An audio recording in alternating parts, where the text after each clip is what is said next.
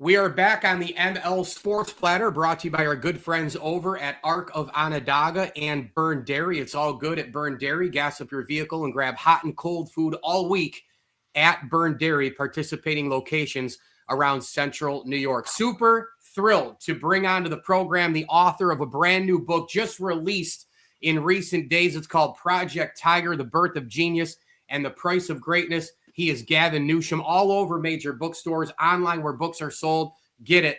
This book is awesome. Gavin, welcome aboard. Congratulations, man. I got some Tiger on the back wall back here, by the way. How are you? Love it. Thanks, Mike. Thanks for having me. I guess I got to go this way and that way. You know, you never know these days. So, all right, here's a two-part question to start things. Number one, why did you want to write this book about the early Tiger, mind, body, soul, the greatness, the childhood, the price of it, the genius, all that? Why did you want to write that? And also, how hard was it to write? Because let's be honest, at this point, Tiger's what? Right around 50, if not 50. And most people have heard, seen, read everything about Tiger Woods. Yeah, you're right, Mike. I mean, it's not like there aren't any books on Tiger, is it? I mean, there's been a few. So maybe a couple of years ago, I was sat down with my publisher and I said, I was looking at anniversaries coming up, to be honest, and I looked at Tiger, who's going to be 50 at the end of last year, and it's 30 years this August since he turned pro. So there was a kind of nice synergy there, and I thought, you know, love to do a book, but what can you do when it's been done already, right? And so we got talking, and we started exploring first his amateur career, which is astonishing, literally crazy. Astonishing. Yeah. And then we sort of tracked back from that. Then we had his college career, and then his childhood and some of the golf he played as a kid. And while that's been covered in part over the years, it's always been part of something much bigger. So I thought, well, let's drill down. Let's go that way. But let's end the book when he turns pro in August '96, which is when the book stops. So. Because we know the rest, right? We know all what happens after that. Yeah. We know all the major wins. We know what happens in his private life. We know the car crashes, the DUI. We know all that. Yeah. So we went the other way.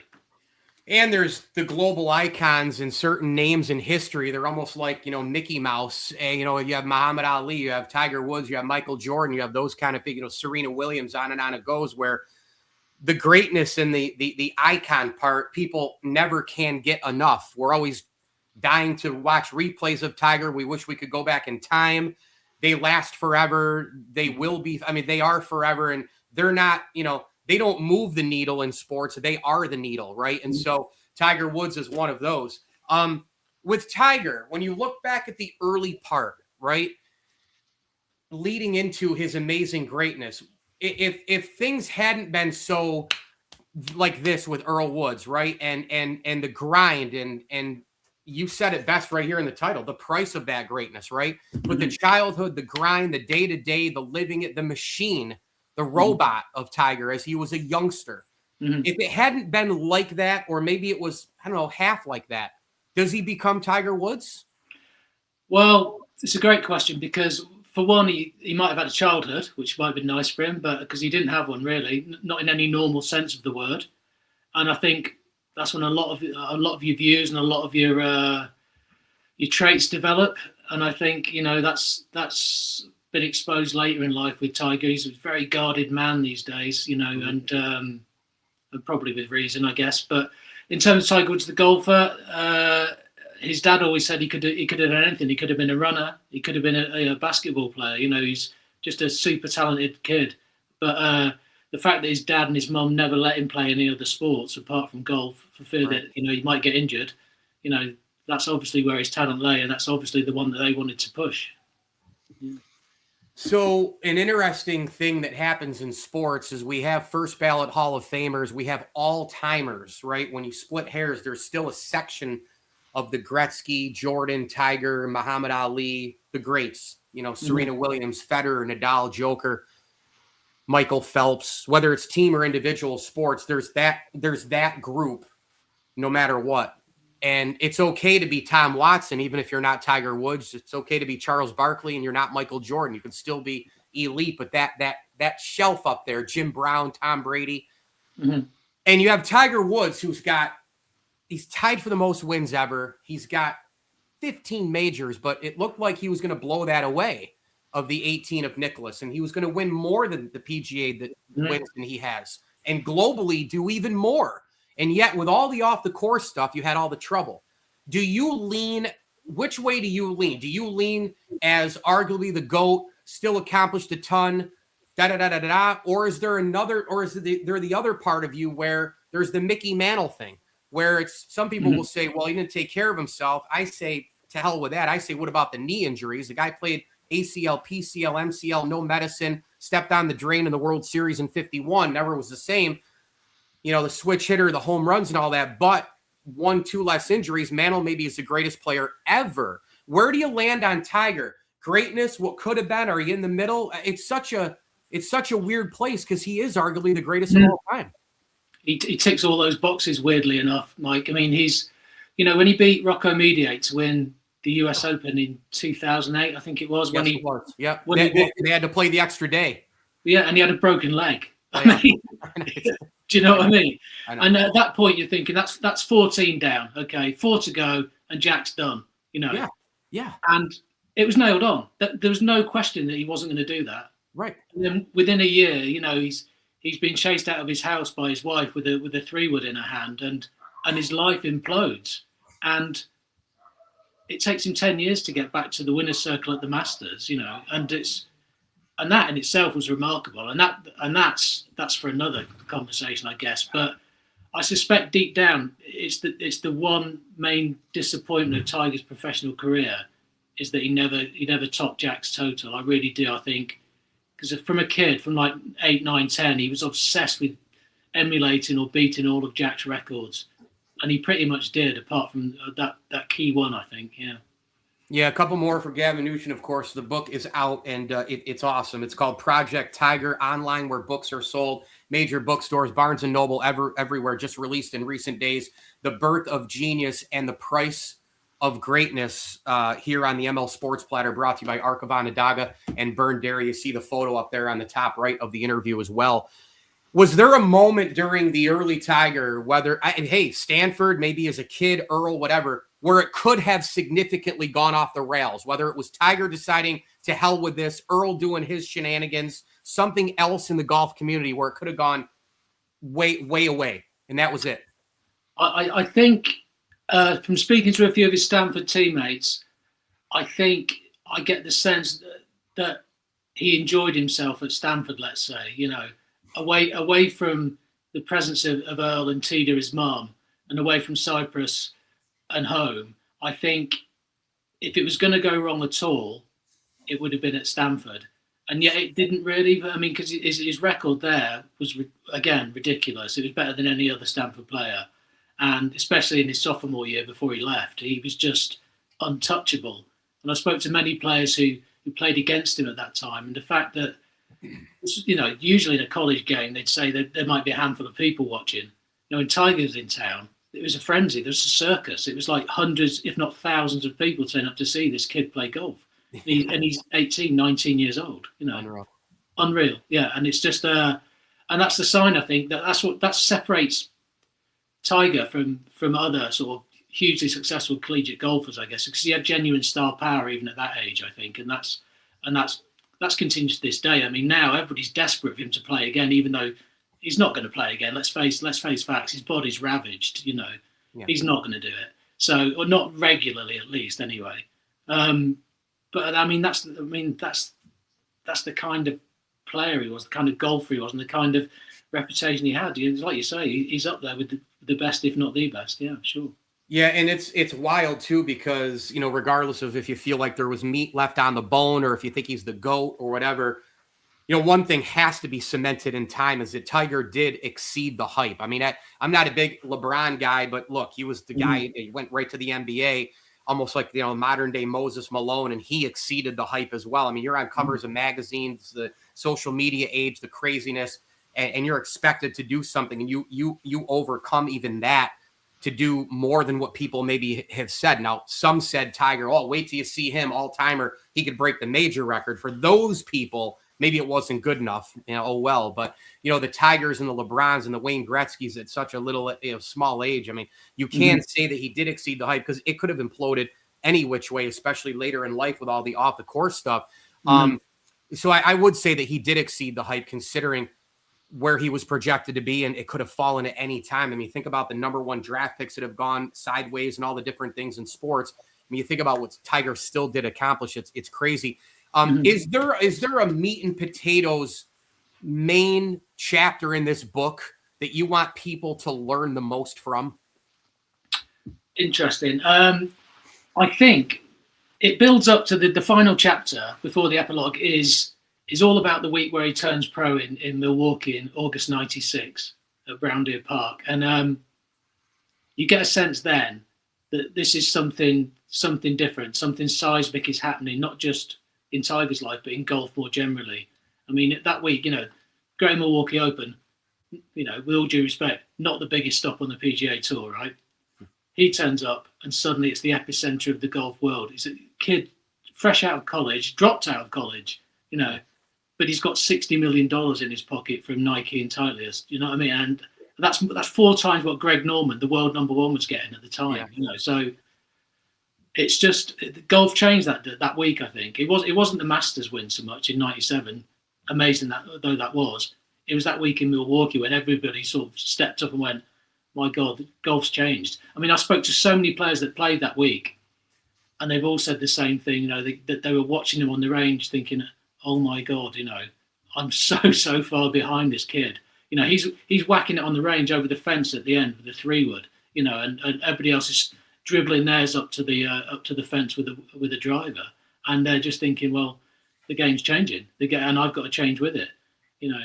And those that did probably benefited it from it quite well, because obviously the purses went through the roof once Tiger appeared on the scene, and they all did very well as well, I think. Yeah, I think if you're at a certain age, you can argue that you've seen the greatest in all the sports, male, female, college, pro, etc. I don't know how old you are. You don't have to tell me, but I'm 46. And I can argue that I've seen the greatest in all the sports. I can argue it. Maybe the only one I can't is baseball, though. A lot of people are telling me Shohei Ohtani is the greatest player of all time. I don't subscribe to that. I think he is an elite one, and he's an all-timer. But, there's also guys named Mays, Aaron Ruth, and some other ones out there. And pitchers, you have to kind of separate the pitcher-hitter thing. But then, of course, he is both. The Mount Rushmore of my lifetime, I think Tiger Woods is on there, and I think he's immovable. There's 2 guys on mine that can't be moved. Like, you can't bang that rock and pull those heads off and put them on forever, probably. For me, Tiger Woods, Michael Jordan. Do you line up like that? He is one of those guys that is on there. If you're of a certain age, man, whether it was 97, the Masters upcoming, before that, the Tiger plant, right? I mean, he's that guy. Yeah, well, I think so. Yeah, I mean, not Jack then. Would Jack not? I was out of Jack, because Jack, I was 7 years old when he won the Masters in '86, but he was 46. Yeah. So I'm 56, Mike. So I mean, I remember Jack. For me, it wasn't so much Jack as a kid. Actually, it was Tom Watson. Because being a Brit, he used to come over here every year and win the Open. Yeah, he was a great Open player. Amazing. Just like every year, watch it, and he's won again. Yeah. And it was actually the last time I cried at sport was when he didn't win the Open, when he was 59 a few years ago. I was pulling for him so bad that year. Last time I cried at sport, and it's just Stuart Sink, the most hated man in the golf world for no reason of his own. Well, hey, if you want, I'll tell you what, if you want to cry more during sporting events, you can come over and you can be a fan of this team right here, my football team. Okay, you could. Or my hockey team, although the hockey team's turned around. But if you want to become a member of Bill's Mafia, I'll get you crying every day. Come on. I'll get you crying every day. It's not sport without tears, is it? Happy or sad? All right, I'm going to close on this. I'm going to give you 3 tiers of Tiger, right? You've got the early part in the greatness, the arrival, the money, the amateur domination. You've got the 97 Masters arrival kind of woven in.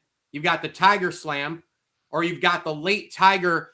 Oh, by the way, here's the Ali Woods gallery behind me. I win the tour, and everybody thinks that that's it, tour championship. Oh, no, wait, he's got the Masters win in his bag the following spring. I give you those 3 levels. You have to go 1, 2, 3 and rank them. Right. Okay. I'm going 3. I'm going the last one when he wins the tour and then the Masters in 2019. Okay. 2 might be controversial, but I'm going the Masters in '97. 1, I'm going not just the Tiger Slam, but specifically the US Open in 2000 at Pebble. Unreal. When he won by 15 shots. He was 12 under par. He was the only one under par. He was only -12, one under right? par. -12? Yeah, it's like 12, 12 shot, 15 shot win. 15, yeah, +3 was number 2. Yeah. And it's like, at that point, you realise that he's actually not playing golf anymore. He's playing some different game to everybody Video else. games. Yeah. It's like, it is like a video game, yeah. It's and that's how I like to remember Tiger, despite everything that's happened off the golf course. I look back and I think he might not change the game of golf as much as you think, but he changed the idea of what was possible in the game of golf, I think. And will we ever see his like again? I doubt it. Scheffler's amazing, but dull, in my opinion. Rory's great, but so inconsistent. But over those years, from especially from 2000 onwards, about 2008, the guy was just ridiculous. Unreal. Yeah, absolutely unreal. Yeah. And if you go to X and go to Nuclear Golf, their handle, and go see some stuff on the Golf Channel, and Tiger is on with one of these highlights. Maybe it's a 6-iron. I think it was a 6-iron at the Canadian Open that same year in 2000, or it's the Masters in '97, the Tiger Slam, beating Rocco in the playoff in the U.S. Open, the putt with the point against Bob May. I mean, we can go on and on with this guy. Even 05-06, he was dominant, right? And that's why it's so amazing when I saw him at Oak Hill in 2002 and I chased him around. It was one of his worst majors ever. And I was like, couldn't you have just kicked ass so I could see you every other time? Who is this guy? You're not even Tiger Woods. I came out here for this. Yeah. But how inconsiderate. Yeah. But that's why he's one of those guys. You freeze. You still freeze. And it's been 30 years since the Masters. It's been 26 years since Pebble. It's been 18 years since Rocco. It's been some years now since the last major win. You still freeze when you see him be elite and dominant in the sport. It's amazing. He was amazing. Do you know what I think? One of the things I always thought at the time, which kind of gave you an idea, an impression of just how huge Tiger Woods was when the whole sort of infidelity scandal kicked off in 2009. Mm-hmm. He went on TV and did a live press conference asking for forgiveness. He's a golfer. Yeah. He's not a president or a prime minister. Right. He's a pro golfer. Right. And yet it was broadcast across the networks. Everybody took it live. That's how big he was. He felt duty bound to explain to the whole country, the whole world. I know. And if it happened in 2000, he could have used the Babe Ruth line, right? Like, I had a better year than the president, right? Why you make more money than the president. So, oh, man, this was so much fun. Go get the book, man. Gavin Newsham, the author. It's awesome. Project Tiger, The Birth of Genius and the Price of Greatness. All over Amazon.com, major bookstores, right? Online where books are sold, your Barnes & Noble and all the rest of it. Gavin has been all over major platforms. His work has appeared in Golf Digest, New York Post, you name it. He's also the author of multiple books, including John Daly, right? Letting the Big Dog Eat, which I love that title as well. This one is a must for golf fans and sports fans. Oh, by the way, great timing on the release, man. You planned that in between the Players and the Masters. Good job by you. Congrats on the book. Can't wait to see what's next. Gavin Newsham, brought to you by Burn Dairy and Arc of Onondaga. Thank you for the time, my friend. Thanks so much, Mike. Take care.